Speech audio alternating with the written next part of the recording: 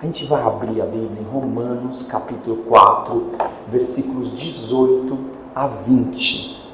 Abraão, esperando contra a esperança, creu, para vir a ser pai de muitas nações, segundo lhe fora dito.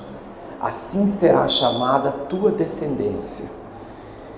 E sem enfraquecer na fé, embora ele levasse em conta o seu próprio corpo amortecido, sendo já de 100 anos, e a idade avançada de Sara, não duvidou por incredulidade da promessa de Deus, mas pela fé se fortaleceu, dando glória a Deus.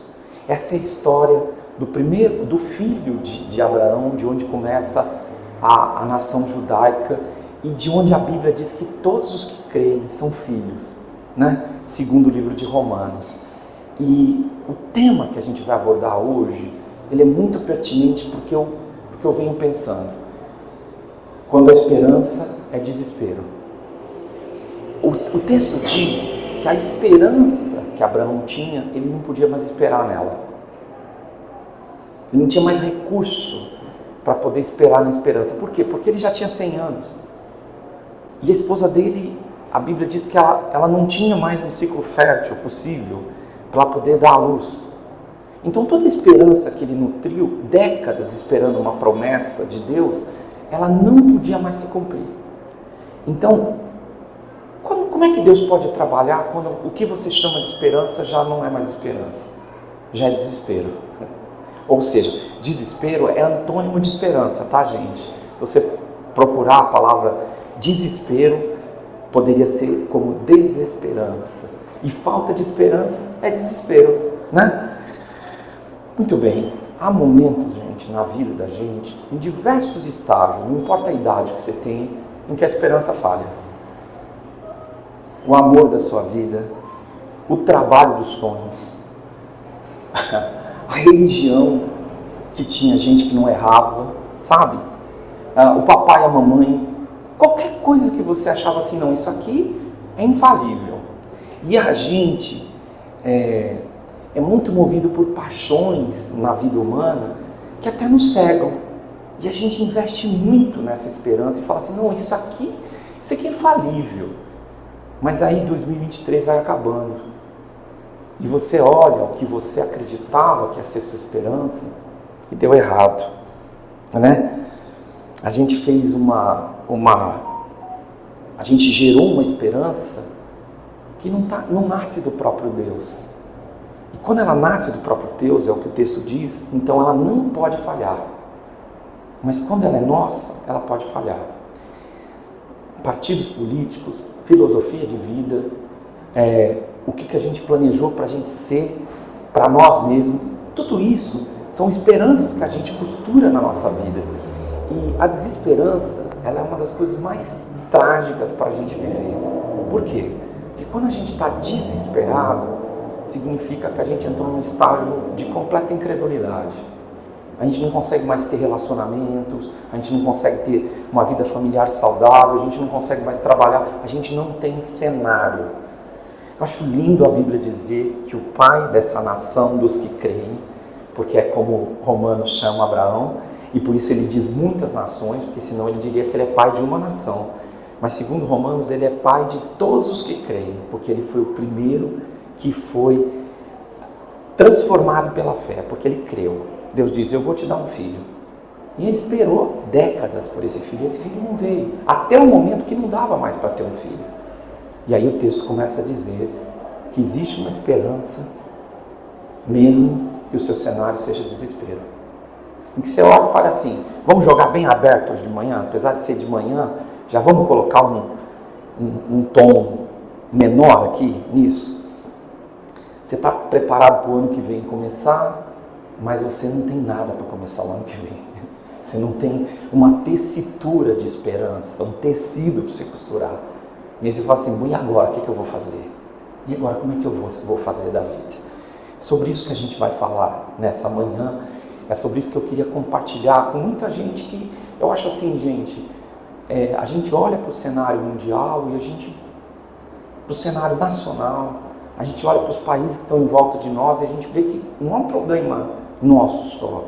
As coisas estão difíceis. Então, quando a esperança é desespero, você precisa, em primeiro lugar, de uma esperança superior a que você já conseguiu costurar. Abraão esperando contra a esperança. Olha que termo incrível. É o termo grego mesmo. Abraão esperando contra a esperança. Ele precisava de uma esperança que fosse superior. E aí eu queria falar algumas coisas duras para nós hoje. Há momentos em que a esperança que você tem precisa morrer. Como assim? Há momentos que aquilo que você acha que tem de acontecer precisa morrer. Porque se não morrer, você vai continuar nessa tecla para o resto da vida, achando que esse é o caminho. E não é. O que o texto diz, olha, lembra que a gente leu, vocês são memória aguçadíssima, lembra tudo. Acabei de falar que Abraão olhava para o corpo dele, amortecido. O que o texto quer dizer? Em estado de morte, ou seja, degenerando-se.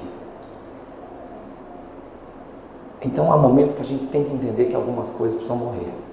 Se elas não morrerem, a própria ressurreição bíblica, ela diz que é preciso que a gente morra para que a gente ressuscite.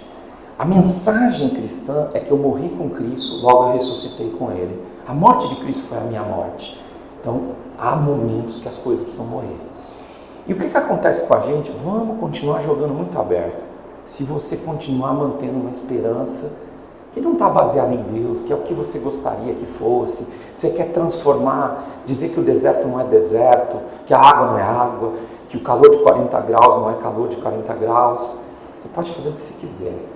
Mas há momentos em que você precisa reconhecer que a esperança, ela precisa morrer. Porque senão você vai continuar amarrado a essa esperança. E quantas vezes a vida da gente não muda porque a gente está amarrado numa esperança que não funciona. A esperança superior, ela tem que contemplar a morte. A morte de sonhos, projetos, ela precisa olhar com clareza. Eu tenho um amigo, e eu estava sem falar com ele há um tempo. Ele era um industrial de sapatos. E esse cara ficou fazendo esse projeto durante muitos anos. Ele era um cara muito, vamos dizer assim, empreendedor, né? E um dia eu liguei para ele e falei, cara, como é que está você? Como é que estão as suas atividades? Como é que está a sua empresa? Ele falou, graças a Deus eu fechei as portas. Eu escutei aquilo e falei, como assim? Ele falou, olha, foi o dia mais abençoado da minha vida. Eu falei, sabe quando você fica no telefone mudo do outro lado? Falando, o que esse cara está querendo falar? Eu cheguei um dia, a empresa estava negativa há muito tempo, junto com os meus heróis que estavam comigo, falei, gente, foi bom, mas nós não vamos continuar. Abraçou, pagou todo mundo. E ele trabalhava em outro ramo, a história dele era em outro ramo, não naquele ramo de empreendimento. No dia seguinte, ele fechou um negócio, viu um dinheiro que ele não via há anos. E ele estava dizendo que a bênção de Deus estava com ele. É muito difícil isso, gente. A gente assumir que algumas coisas quebraram e que a gente precisa olhar para elas e dizer, não é. Minha esperança não é mais isso. E, gente, a gente é muito esperançoso em coisa boba, porque a gente mantém um estado infantil, sabe? De pôr a esperança numa coisa que não funciona.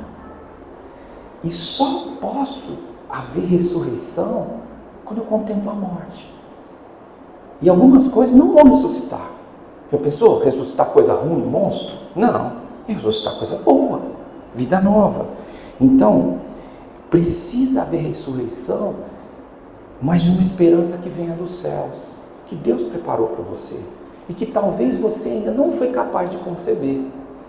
Durante a história de Abraão, quando a gente lê Gênesis, ele tenta várias vezes encontrar o filho que é seu descendente dele, mas sempre dá errado, sempre não funciona. Então ele está guardando uma esperança que não é aquela que ele cunhou. Queria hoje te dizer que a Bíblia diz que Deus é a própria esperança. A Bíblia diz, tu és a nossa esperança. Então, quando Deus é a esperança, diz o texto, que Abraão gerou um filho que se multiplicou. A esperança que é de Deus, ela se multiplica, ela não fica sozinha. Então, eu estava pensando nos trabalhos assistenciais que nós fizemos no Ângela já. A gente estava ontem mandando e-mail para o Lion, eu espero que ele nem tenha visto, mas estava mandando e-mail, nós já tivemos creche que nós sustentamos lá. E às vezes você fica pensando, bom, o que resultou dessas coisas todas? Você não sabe, nunca você sabe.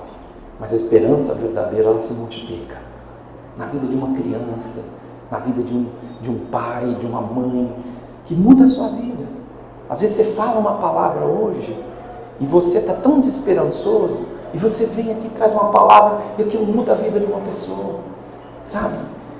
Ao longo dos anos tem acontecido, não com frequência, porque as pessoas pouco voltam para comentar isso com você, mas de vez em quando me liga uma pessoa e diz, você lembra que você falou isso para mim? Honestamente, na hora que a pessoa liga, eu não lembro. Eu não lembro o que ela falou. Mas ela começa a contar, minha vida mudou aquele dia.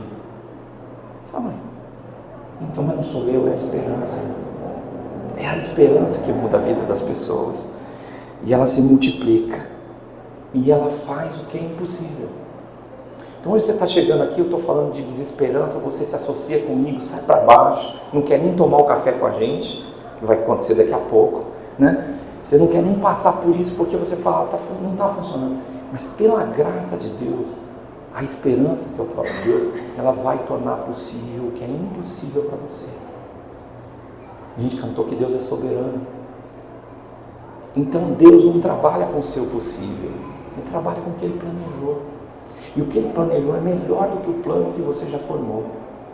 Então, Abraão esperou contra a esperança para ser pai de muitas nações. Uma esperança que se multiplicou e uma esperança que fez com que o impossível acontecesse. Tá? E foi para lugares inimagináveis. A fé de Abraão. Abraão, segundo a fé cristã, não é o pai da nação judaica, mas é o pai dos que creem. Todos os que creem são filhos de Abraão. Então, quando você começa a nutrir esperança, as pessoas olham para você, você está pobre, falido, mal amado, sem planos, e você continua confiando em Deus. Eu quem fala, mano, você vai confiar em Deus? E aí Deus não só cumpre o propósito dele, como expande essa esperança para lugares que você não é capaz de imaginar. Expande. Por quê? Porque você creu. E porque essa esperança está ligada a Deus. Ela já não está mais ligada ao que você pode fazer. Nós estamos num tempo, gente, do network. Então, se a gente não consegue, a gente vai achar alguém que consegue. Vou ver aqui no meu WhatsApp, vou ver nos meus contatos, vou ver, né? E vai indo para as mídias sociais. Não, a ligação dessa esperança é o próprio Deus. Você vai falar, Deus, eu estou contigo, né? E por que está ligado ao próprio Deus? Porque a palavra de Deus não mente. Se Deus falar algo para a sua vida que Ele vai fazer, pode você duvidar, pode sua mãe duvidar, né? Quando a mãe da gente duvida, é ruim, né? Mas até você pode duvidar, vai acontecer. Porque Deus pode. E porque Ele é fiel. Você fala assim, eu vou fazer, Ele vai fazer. Tá?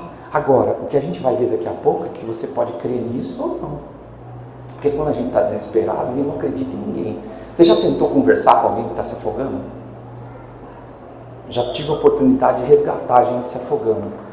Entendeu? O branco fica preto, o preto fica branco, né? Quando está se afogando, você não consegue conversar, ele não está nem te ouvindo. Então, depende de que atitude você vai ter. Abraão teve uma atitude. Deus, Ele é reto, sabe? Reto. Ele não desvia. Você fala assim, vai acontecer. A gente olha os caminhos todos tortuosos, mas Deus é reto, vai acontecer. Eu queria finalizar falando da esperança superior, que a esperança superior ela é doce, gente. Quando você vê e ela tomou forma, e começou a andar com você, sendo o próprio Deus, você vê que é uma doçura, uma leveza que você nunca teve sozinho. Segunda coisa que eu quero falar para vocês, depois de falar quando a esperança é desespero, que a gente precisa de uma esperança superior, e que esperança é milagre, porque Deus é milagre. Milagre não é o que Deus faz, Deus é o próprio milagre. Então, o que o texto diz? Que não era mais possível para Abraão. Hoje a gente vai ficando velho, gente. Primeiro, não é todo mundo que sabe disso, né? Você tinha que ser velho para estar lendo isso há décadas. Com 40 anos a pessoa estava desempregada. Aí as pessoas estão vivendo mais. Agora eles falam, olha, com 50 anos, né? Tem muita gente desempregada. Antes era com 40, né? Imagina, 10 anos de vida profissional já ganhou. Então, quanto mais velho você vai ficando, você vai recebendo uma notícia que você não quer receber, ó. Não tem mais espaço para você. Ah, mas quando começa isso? Começa quando você queria ser bailarina, e você está com quantos anos, aí você vai lá procurar aquela, né, bailarina professora, ela diz, ó, você está meio grande, né? Você está meio, né? Você está meio inflexível, né? Será que você vai conseguir fazer isso? Um menino que queria ser jogador de futebol e acha que, pô, vou começar agora com 14, eu estou super bem, aí o cara fala, você está velho demais, com 14 o cara está jogando na Europa. Aí volta a criança desesperada. Isso vai continuar acontecendo na sua vida profissional, onde não é mais possível. Eu creio que Abraão viveu décadas com essa resposta, já não é mais possível. E qual era a contrapartida que ele precisava? Precisava de um milagre, porque não era mais possível. Então, se você está aqui hoje, se sentindo como eu, já não é mais possível, você não tem o que fazer. Tudo bem, você está na linha de Abraão. Não há com quem contar.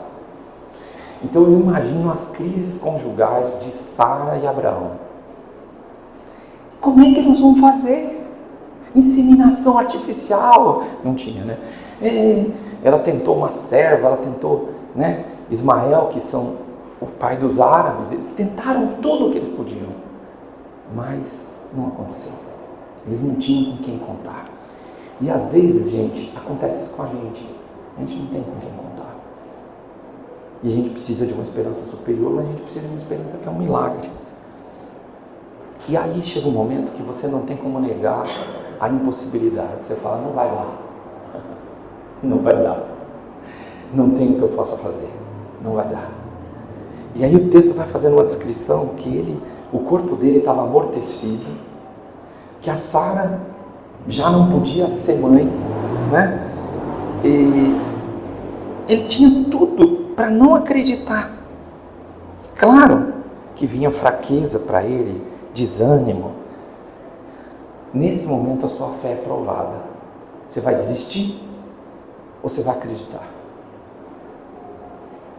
E naturalmente o que a gente quer é desistir. Quando a gente está numa crise familiar, nem a família da gente está concordando mais, a gente fala, não vai dar. E aí como é que o milagre aparece? Quando você olha para a promessa que Deus fez, quando você olha para que Jesus investiu a sua vida para salvar você, e você olha para a promessa, e ao invés de você fazer descaso com isso e se tornar incrédulo, você diz, não, isso é para mim, eu quero. Eu trabalhei quase uma década na periferia, e eu atendi a vara da infância e a vara da família. Centenas de casos. O promotor de justiça mandava os casos para eu conversar. Eu confesso a vocês que quando as pessoas vinham contar os problemas deles, a violência, tudo que eu via, às vezes a violência estava na minha frente, o marido e a mulher na minha frente. Eu olhava para aquilo tudo e eu falava assim, e agora? O que eu vou fazer? Às vezes eu tinha que dar senta aí, respeita o meu espaço aqui, ó, senta aí. Para de falar alto, né? Deus prometeu, se Ele prometeu, Ele vai cumprir. Ele investiu a morte do seu filho na sua redenção. Ele vai cumprir. Por causa disso, você vai adquirir forças que você não tem. Você está, sabe, final de ano melancólico, né? Também no final de ano de 40 graus, como é que a gente não fica melancólico? Quem quer ir para o deserto, não é verdade? Morrer de sede. Desespero. Mas você de repente está sem força, você está achando assim, olha, não vou conseguir nada. Mas você vai adquirir forças. Diz o texto que ele se fortaleceu pela fé. Você vai adquirir forças invisíveis, que não são por causa de você. E deu glória a Deus. Sem nada ter acontecido ainda, ele conseguiu dar glória a Deus. Gente, se a gente agradecer a Deus só pelo que a gente ganhou, a gente é interesseiro. A gente tem que agradecer por quem Deus é, né? Senão, então você tem que agradecer pela fé também. Senhor, o Senhor está comigo. O Senhor vai gerar uma vida nova, o Senhor vai fazer uma coisa nova. Então o Senhor está comigo. Eu te agradeço. Te agradeço por isso. Você vai encontrar espaço, né? E aí a ressurreição entra em jogo. Você morreu, você não tem esperança, você já não sabe o que fazer. E Deus entra com a ressurreição, sabe? Como que Ele faz isso? É a forma mais bela da esperança. É quando Ele forja a esperança. E a esperança não era nada que você bolou. O dia que você tem um filho, você fica olhando para ele e fala assim, esse moleque, essa menina é parecida comigo. Todo pai, toda mãe diz isso. Mas veio à vida um outro ser humano, não é você. E você não podia ter feito isso. A esperança toma a forma mais bela que ela pode ter. Porque Deus está fazendo a ressurreição de quem estava morto e quem não podia dar à luz um filho. Uma forma que você jamais tinha visto. E é isso que eu queria te dizer. Essa esperança superior, você não viu. Senão era a sua esperança. É uma outra. Você nunca viu. Ela nunca apareceu para você. E quando ela aparecer, você vai falar, ei, desconhecida, quem é você? Eu sou a esperança. Ou eu sou um fruto da esperança, que você nunca tinha visto. E ela vai acontecer. De uma forma pessoal. Não é mais genérico. Não é um Deus genérico. Não é o Deus da mãe, do pai, do avô. É o seu Deus. Pessoal. Sabe? Com um hálito. Que você sabe que Ele é seu Deus. Que Ele é o seu pastor. Nesse dia, quando isso acontece, você tem um encontro com a esperança. E a esperança muda a sua visão de mundo. Queria concluir o que eu estou falando para vocês, dizendo que eu tive alguns anos de muito desespero, de desacreditar de Deus, de ficar lendo filosofia para encontrar caminho, de vagar à noite, buscando esperança. E tentei achar esperança em tudo quanto era lugar. E um dia desse meu filho chegou na minha cama e perguntou para mim assim, pai, qual o propósito da vida? Perto de meia-noite, né? Eu falei, meu Deus, meia-noite, qual o propósito da vida? E eu respondi para ele com muita clareza, a vida não tem sentido se você não se voltar para a própria fonte da vida, que é Deus que concede vida. Eu não encontrei esperança em outro lugar. Nesse momento a esperança vai se encontrar com você. E aí eu concluo dizendo o seguinte, que no meio do desespero da noite, da filosofia, das coisas que eu não encontrava, da religião, só como um establishment, uma instituição, nesses lugares eu não encontrei nada.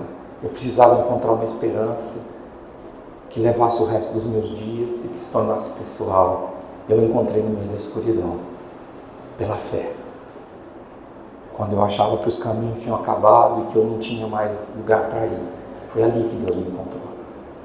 E essa esperança que vai moldar a sua vida, ela pode acontecer aqui. Eu acho muito... Eu gosto dessa ideia das paredes rústicas, dessa coisa meio garagem, que a gente está aqui, que não é garagem, mas meio industrial. Porque já surgiu tanta coisa incrível de lugares como esses. Tão sem adornos, tão sem planos, bandas incríveis, projetos incríveis. Pois é, dentro da garagem da sua história, daquele galpão desconstruído que você não sabe o que vai acontecer. Quantas coisas no mundo já aconteceram simplesmente porque surgiu esperança, simplesmente porque a vida mudou. E mudou a vida de milhões de pessoas. Em lugares simples, em lugares onde as pessoas tinham perdido o sentido geral. E se eu fosse falar disso que eu estou falando desse jeito, e a gente fosse citar exemplos, nós juntos aqui vamos falar de centenas de histórias parecidas com essa. Porque Deus é a esperança. Tá bom? Queria convidar você a ficar de pé. Quem está vindo pela primeira vez de manhã, a primeira vez, fala seu nome. A Stephanie. A Marcela já esteve com a gente à noite, mas de manhã, primeira vez. A gente vai. Deixa eu explicar como funciona agora, tá? Quando termina, a gente vai tomar um cafezinho, uma água, você vai sentar ali, porque a gente incluiu no culto esse tempo junto de convivência. Por isso a gente acaba bem rápido, mas para você ficar um pouquinho com a gente. Se você consumir, você consome. Se não consumir, fome você não vai passar, né? Porque você chega em casa e come, né? Mas você vai tomar um cafezinho com a gente vai, senta ali e fica batendo um papo como parte do projeto da manhã, tá bom? Nós vamos receber a bênção e nós vamos cantar de novo que Deus é soberano. Como a gente precisa dizer isso e como a gente precisa dizer que Tu és a minha esperança. Mas desculpe ou não me desculpe, vá para sua casa hoje crendo que algumas esperanças têm que morrer. E dói falar com o meu amigo que as coisas não deram certo, mas elas vão dar certo em nome de Jesus, tá bom? Vamos orar? Senhor, eu abençoo esses meus irmãos, essas minhas irmãs e essas pessoas todas que acompanharam esse projeto na internet hoje, um dia que se chama hoje. Por favor, concede esperança para eles, concede graça, Senhor. Senhor, que a gente olhe para tudo que está morrendo e a gente veja a vida voltando para nós, que é o próprio Deus. Que essa esperança que a gente veio com ela há muito tempo, desesperado, que ela gere uma nova vida, que está em Jesus, Pai, em nome de quem nós oramos. Amém. Que a graça de Jesus, o amor de Deus, o Pai, e as consolações do Espírito Santo façam que vocês tenham um encontro com a esperança e vivam com a esperança, que é o próprio Deus, pela ressurreição que está em Jesus, para a vida de vocês, hoje e para todo sempre. Amém.